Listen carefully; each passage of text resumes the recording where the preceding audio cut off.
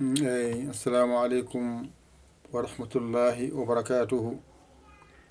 Bandiraɓe sehilaɓe janggiyankoɓe, en garti kadi e windande men hande tongore ko mbinomi on ko. Mi wino on Pulaar o ko jangete hen ko timmi. Mi wino on noon alkule 5 ene ngoodi. Ɗen 5 noon maɗe binde tan, so ɗe bindama ɗe gasi, hankadi andi ɗe masirte ma wawa masirde banggue inchallah. Ay ko ni wayi joni mbiyata ɓatta ko ni ay sawa joni ni an ay jiɗɗo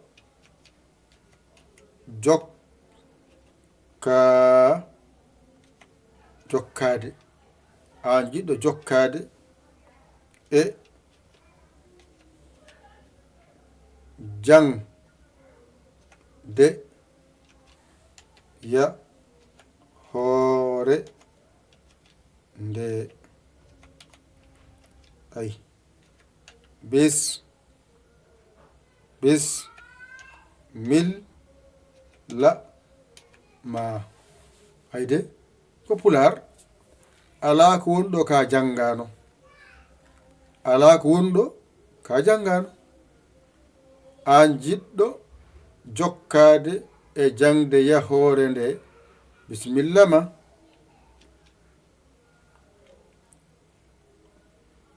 Mbiyama ko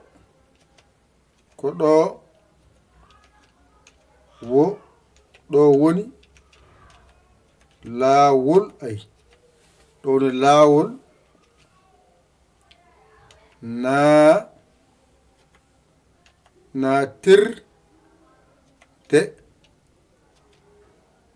natirde mbatta ko 00 mbaɗa 221 77 mbaɗa 906 mbaɗa 14 mbaɗa 81 gasi. Ta mbaɗa yaya mbaɗa ni ya mbaɗa ya mbaɗa li oɗo li jiya wasabo mbaɗa ni ay ji'a wat ay WhatsApp ngara kala indema. Ay ngara ay kala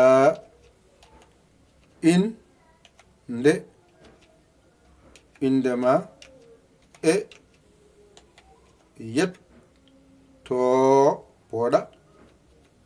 yettode ma. Hayde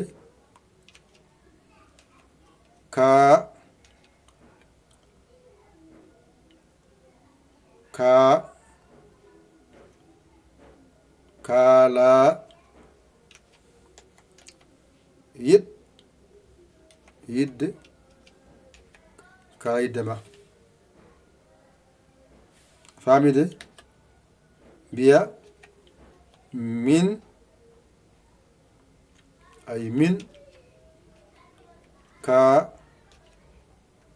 kalan ma lowdi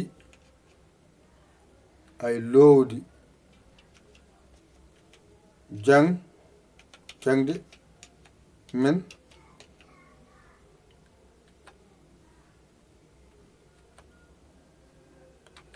ay meno kasi. Ay fof Pulaar wonɗo ala ko woni ɗo ka fatan janngude. Joni noon ko jangete ko ɗeɗo. Ay ɗo mbatta ko ca e ha keɓa ash ɗum ɗo ala Pulaar. Ko ɗo mbawata janngude ashhadu ashhadu ashhadu walla wiide inchallah ko ɗo mbawata ɗum waɗi ɗo noon mbatta ko go e h keɓa ko wiyete ga ko wiide gayril magdubi walla astahfirullaha walla inɗe allah ɗe ko wiide gaffaru gafiru ɗone keɓa ngal ɗo ɗum ɗo ko ƴa mbaɗen ni gaddoyen ɗo mbawen dañde ƴawo ɓe ni ay ɗo ko ha woni ɗo ɗoni ha o ko ɗo mbawata janngude wal khatimi e khannasi llazi e ma khalaqa ɗo so ɗiggi ma walle hen ay ɗo woni za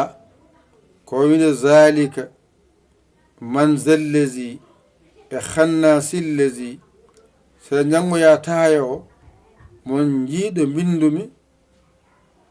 attahiyatu lillahi ay azzakiyatu ɗum ɗo so ɗa toon janngotako azzaki ay azzaki oɗo janngata mbawa so windoyama toon walluma ɗone ay ko a o mbatta ha gayna ngel ɗo won sara muɗum ay anani mbaɗa ngel ɗo sara muɗum dow mum no koɗɗe mbawal ni keɓa aa iyaka na'budu e la a'budu walla subhana rabbiyal a'la e geɗe baɗe noon ɗum ɗo heɓoto ɗeɗo joyi tan janngata gandano ɗo mbiyete gadiɗo ko cha on cha o ɗo woni cha ɗo woni ga ɗo woni ha ɗo woni za ɗo woni aa gasi jo ko masirte ko noon ko a so fooɗani ɗo a to woto woni moƴƴi a nani saɗa fooɗa mbaɗa ɗiɗi wona a ko i masgal aɗa fooɗa mbaɗa ɗiɗi wona i ay ɗo ko masgal saɗa fooɗa mbaɗa ɗiɗi wona e ay ɗo ko masgal mbaɗa o saɗa fooɗa mbaɗa ɗiɗi wona o ay ɗo ko masgal mbiya u aɗa fooɗa mbaɗa ɗiɗi wona u gasi ɗum ɗo masirte kala alkulal ɗum ɗo tan gasi ɗo tan kadi janngoton ɗo alluwal ngal ɗo janngogal ngal mbawal ngal hankadi noon nawaten jangde joni noon en gartat e yaadu men yahannono ndu janngoton joni ko aset e altine e alarba no wayanno ni kono nde yontere noon ndeɗo yontere noon mon janngu hen ekkoji bindol so gasi noon aset garoyowo o hankadi ɗum fuɗɗo mbatton janngude aset tan e altine tan alarba tan onon janngo pularɓe e onon janngoɓe alkude araɓɓe hankadi garten e mbaadi men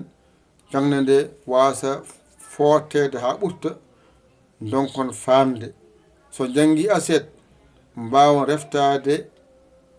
alet o jakkaɓe windande altine mbawon reftade talata windande alarba ara alhamis aljowa janggetake mbawa rendinde hankkadi joni kadi noon galleji ɗi kadi cernde kala galle heɓa kala muɗum herro kala mum hankadi ɗon kay pulaar ɓolo watte ɗo to arab ɓolo watte toon to zuna ɓolo watte to waɗe tan saria ɓolo hankadi gooto fof so ari tan wonɗo yiɗi wonde ɗo wona ɗon tawa ɗon gueɗe muɗum hankadi noon ko asa garowo fuɗɗoto inchallahu taala kala no jiɗɗo nadde noon e galle jangde he ko ɗo garata kala jiɗɗo nadde hade fuɗɗade nani numéro nan ɗon mbatta ko ni ayi numéro nan ɗon ko 00221 77 906 14 81 mbaɗa yaya mbaɗa li jiya whatsapp o ngara kala indema kala yettodema kalanɗa sarɗeji ɗi aɗi belma min nannuma janga ɗi belanima an ji jawdi ma e haajuma jaha golle ma e haajuma jangoɓe ngara naata ala suka ala mawɗo ala debbo ala gorko jiɗɗo tan wiya on fof mbaɗama erago hade fuɗɗade mbiyami haalanaka a haalanama an kalɗo mbawɗa wonde funnague hirnague rewa worgo jiɗɗo janngude pular mo yiyata bindi o no wallita watide bindi bisimilla muɗum emo yiyata limto hijjo qur'ana arab yo ar walle no janggui ɗum ha wawa ɗum wonno palankoye korka ma wel janngude on saaha aɗa jangguira jaam jaam aɗa wawa aɗa faye kala haaju ma taw guila joni kam a fuɗɗima heblade aɗa jangguira jaam jaam nde korka arata taw wattide bindi soɗa windi e dowuji aɗa janggana hoore ma e ni kadi woni loodi arori ngal allol gotal noon taskotoɗa no windirte cha no windirte ra no windirte ha no windirte za e windirte aa gasi joni mbaɗon ni ayi ni woni ko woni cha on paami ay ko ni woni ra ay ko ni woni ha ay ko ni woni za ay ko ni woni aa gasi ɗeɗo tan joyi cohlumi mbawa ɗeɗo joyi tan cohlumi jangaɗe mbawaɗe hankadi jangdema kala ko windoya ka jangowo ɗe joyi sa waɗi de gasi ganda cha ganda ra ganda ha ganda za ganda aa hanka gasi cha o inchallah min sharri gueɗe baɗe no ashhadu nani oɗa ko gayril maghdubi e astaghfirullah walla ya gaffaru o ya ganiyu o ɗum ɗo fof ma ando ɗum toon hawo wal khatimi lima sabaqa ma ande windirte khanna sillazi walla man zallazi ma ay za non ɗon za o man zallazi khanna sillazi allazi gueɗe baɗe noon a o peskel ngel kañum jangirta aa ko wiɗi iyaka na'budu walla la a'budu sa sujji e leydi mbiyata ko subhana rabbiyal a'la o ɗum ɗo watte hen mbawa janngu ɗum noon wadde hankkadi on kollama fof kala alkulel o jangguinama on masanama ɗum heddi ɗe masanan koye moɗon ko ɗo mbawata ɗum masa ononne hankadi ɗum so Allah waɗi ɗon asa garoyowo hankadi puɗɗen janguirde normal o aset altine alarba janggoto tan ko heddi ko oɗon defto ɗum e yawa ɗiggude carneji mon keesi bikuji mon keesi ƴetton garen janggen ano jiɗɗo abbade min gara naata kaala indema yetto mbiɗeɗa naneɗa guila law haade hewde yo Allah wallu yo Allah newnu yo Allah reen kadi yo Allah won gondidere bawol ko musidɗo mon guiɗo mon saabu Allah yaya li ko Sénégal alhamdulillahi rabbil alamina on jarama wassalam